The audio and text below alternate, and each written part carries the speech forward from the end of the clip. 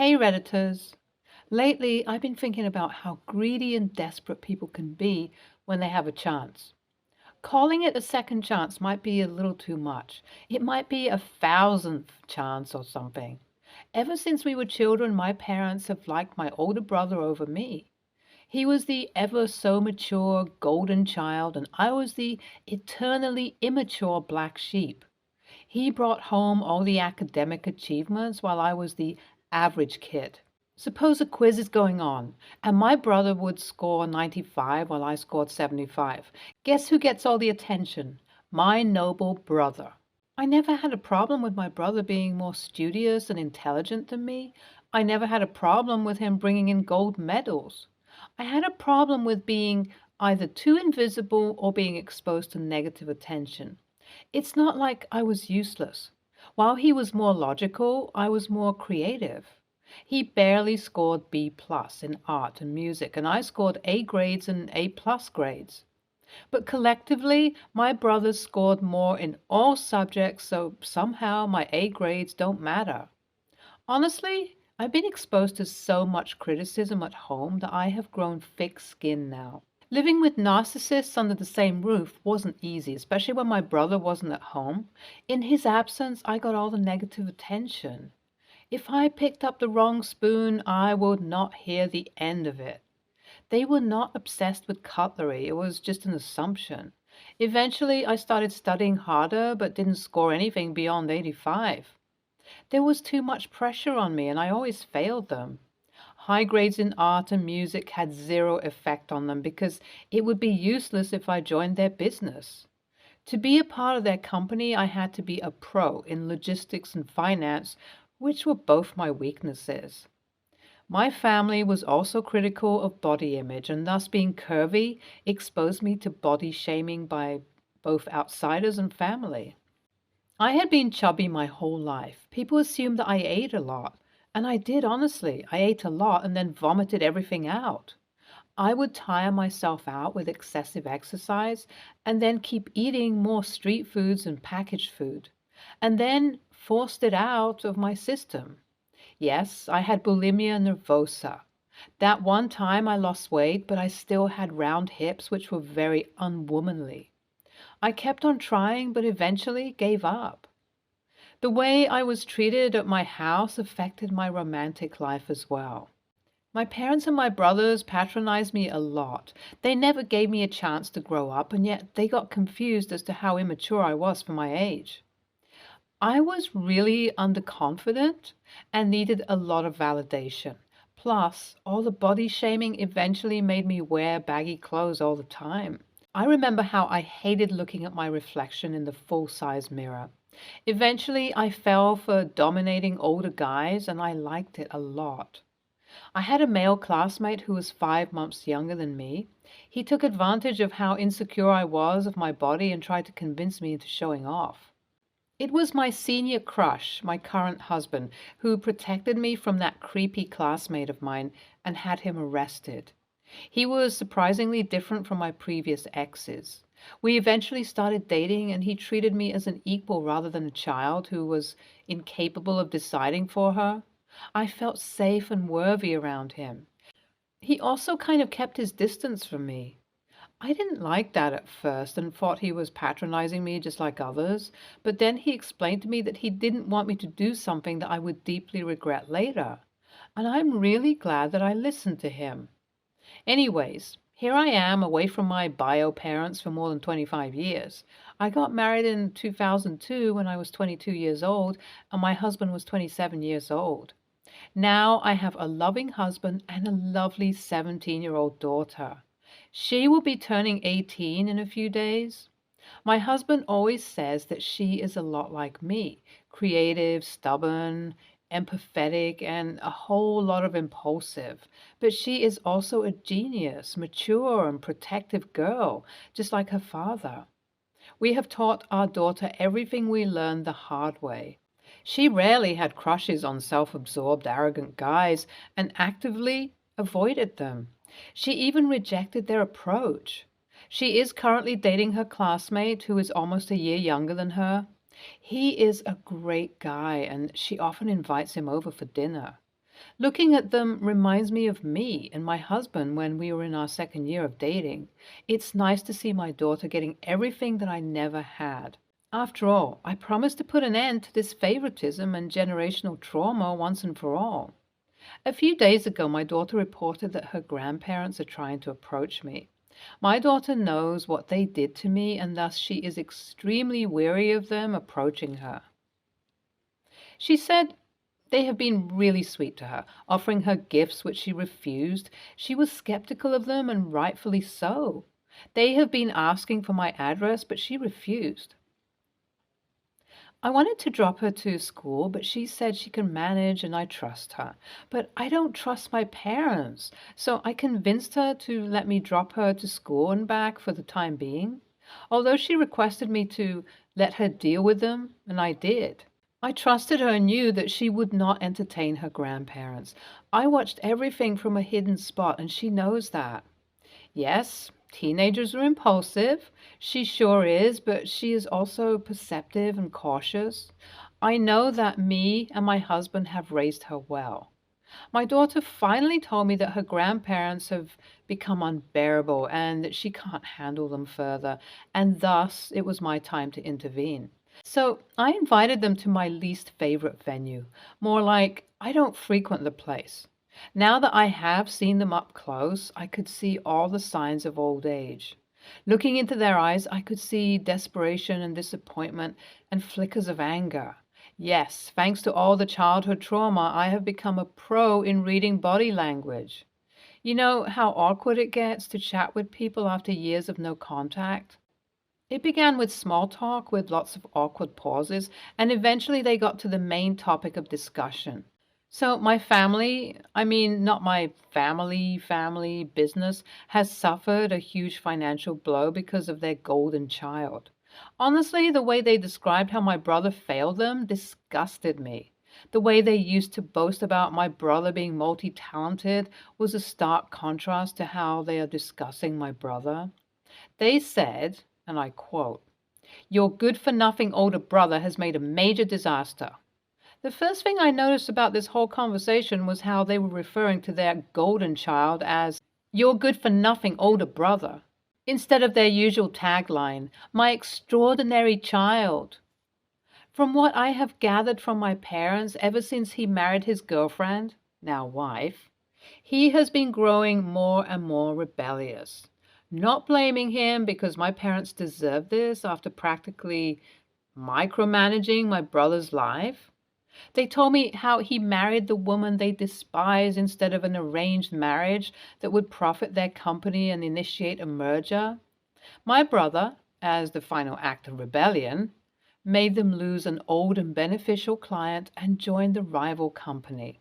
After narrating and possibly exaggerating my brother's impotence and impudence, they started praising me as if I was their golden child. It was all okay and manageable till they brought my daughter into the conversation.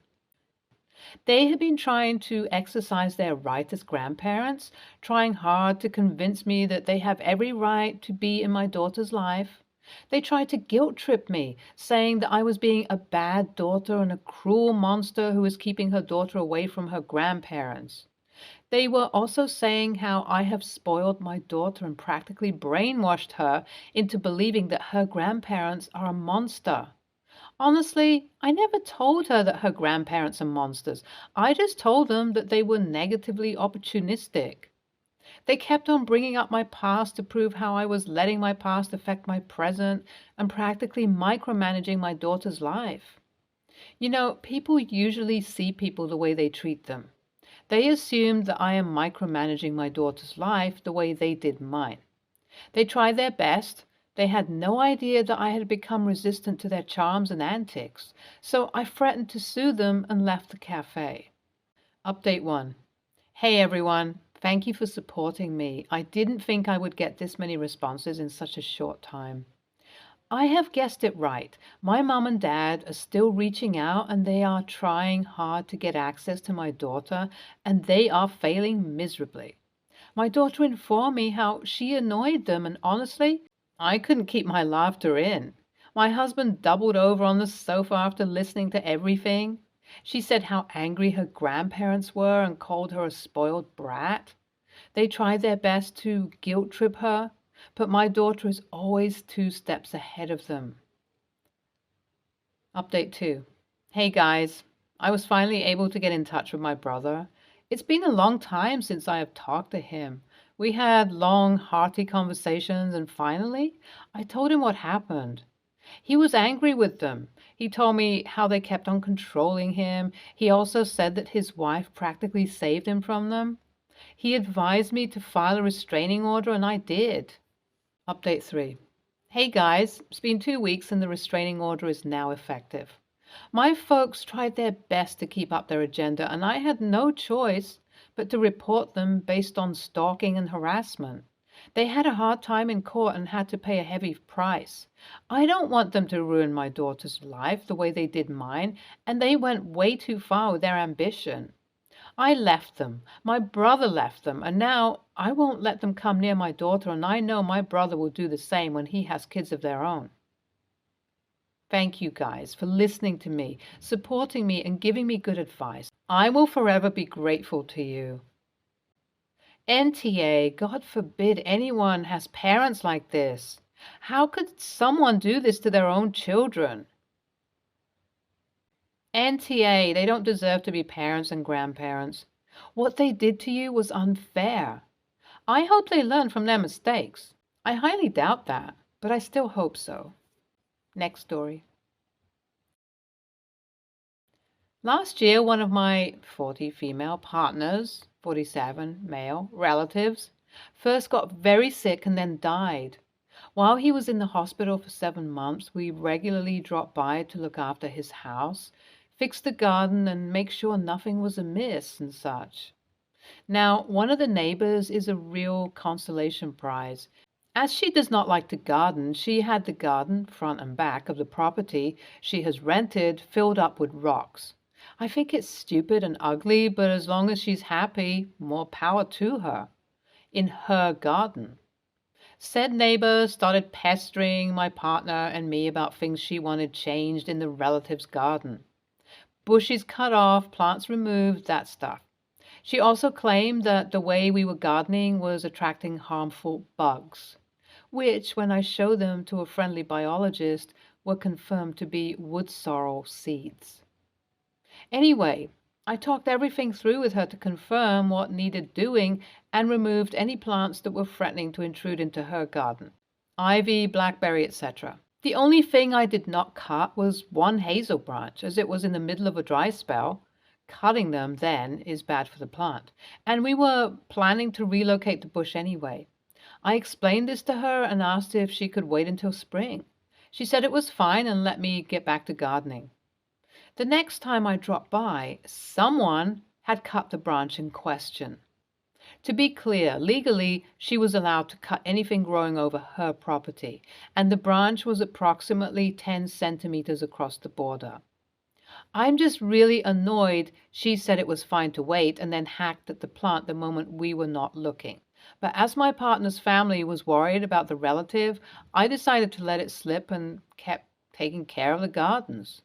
By now, we have cut and relocated the hazel as promised. There was an empty spot in the middle of the relative's front yard, and I decided to put some mint there. In case you do not know, mint is a very useful plant.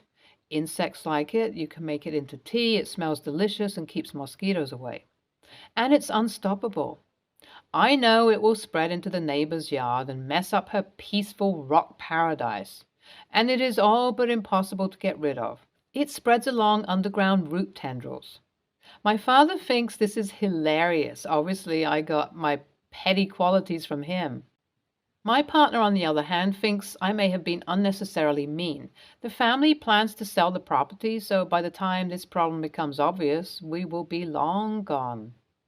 I have also ordered a bee-friendly mix to freshen up the grass in the backyard, as she complained the grass was too high growing and we had to rake out most of it. Can't sell a house with a bare dirt backyard, right? So am I the a-hole for planting mint and other bee-friendly plants in our dead relative's garden? Edit. As many people have asked about it, I would like to add that this kind of mint is native to our region and it can be found growing wild at the edges of forests.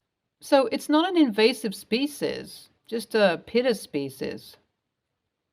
NTA, it's a plant, it's not harmful.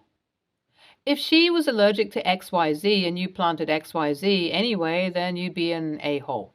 But not for this. Plant what you want if it's within your property. YTA. I know gardeners feel spurned when someone intrudes, but it's just a tree and she was legally allowed to cut it. Her crime is being dishonest about her intentions, but that doesn't warrant you ruining literally everything for both your garden and future residents. But I will say you shouldn't try to make amends and reveal this information. It's a done deal, and you get into more trouble if you try to make up for it. Next story. My friend, who's getting married in a few weeks, sent out invitations with a specific dress code: black tie with black suit for men and floor-length purple or rose gown for women. I don't own any floor-length gowns. I asked the bride if I would be okay to wear a knee-length dress with dressy shoes, but she insisted that I follow the dress code or not attend the wedding at all. A little backstory. She introduced this guy she's been dating to our friend group. She told us they would be getting married in 6 months, and we were happy for her. She specifically told us about the dress code she had in mind, which we all agreed to. But the issue is, she sent us a wedding invite after about a month of this meeting that she's getting married in 2 weeks. Her boyfriend is traveling abroad for a year for work, as they decided to have the wedding before he left. I was in no way prepared for this financially because the dress our friend group suggested was a bit pricey. I only agreed to it initially because 6 months was enough to save up for it.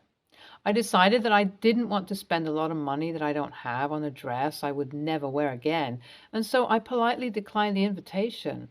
I told my friend that I wished her all the best on her special day, but I couldn't attend due to the dress code.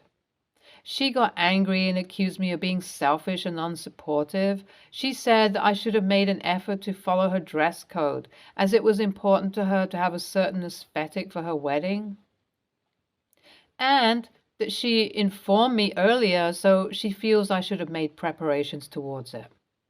She then said I could rent one. When I checked the rental price, it wasn't necessarily cheap either. I would need my whole month's pay to rent the dress. I don't understand why not attending is better than attending without the dress code. Now I feel guilty for declining the invitation, and some of our mutual friends have also expressed disappointment in my decision. I understand that weddings are important events and it's important to show support for your friends, but I also feel like it's unreasonable to expect everyone to buy expensive clothes just for one occasion. And in my case, on such short notice, it's 1 week to the wedding and I feel terrible. Can I make it right? AITA for refusing to attend my friend's wedding due to the dress code? Edit. I guess I didn't specify. A lot of the links you guys sent are simple dresses. She wants something like a ball gown. It is sophisticated. She apparently saw it in a cartoon or something where all princesses wore it. She is not expecting a lot of people at her wedding. She initially planned about 60 people. I'll check if I can find cheaper ways. I'm a student. I'm given an allowance at the end of the month by my school. After payment of rent and bills, I have just a little over 300 euros to spend. I haven't even been paid yet for the month, and the wedding is this weekend. Also, thank you for all your comments. Edit 2. Thank you all for everything. I was able to attend my friend's wedding today. I found a rose gown, more like pink, and I wore it. I went up to her to announce my presence. She was too busy to comment on the dress or thank me for coming. Apparently, all our other friends had something to do, like in charge of food, decor, but I had nothing to do. So I sat quietly throughout and left quietly after the wedding. I don't think she will even realize I'm missing in the photos. Now I wish I stayed at home, but it's all part of life, I guess. NTA, setting a dress code is more like formal business casual cocktail attire. not dictating a costume for your guests.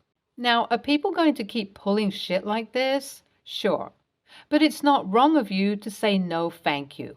Won't be able to make it. NTA, your friend has every right to set a dress code for the wedding, but she doesn't get to be angry when people who can't follow the dress code RSVP no. Stay tuned for more stories from our girl relationships.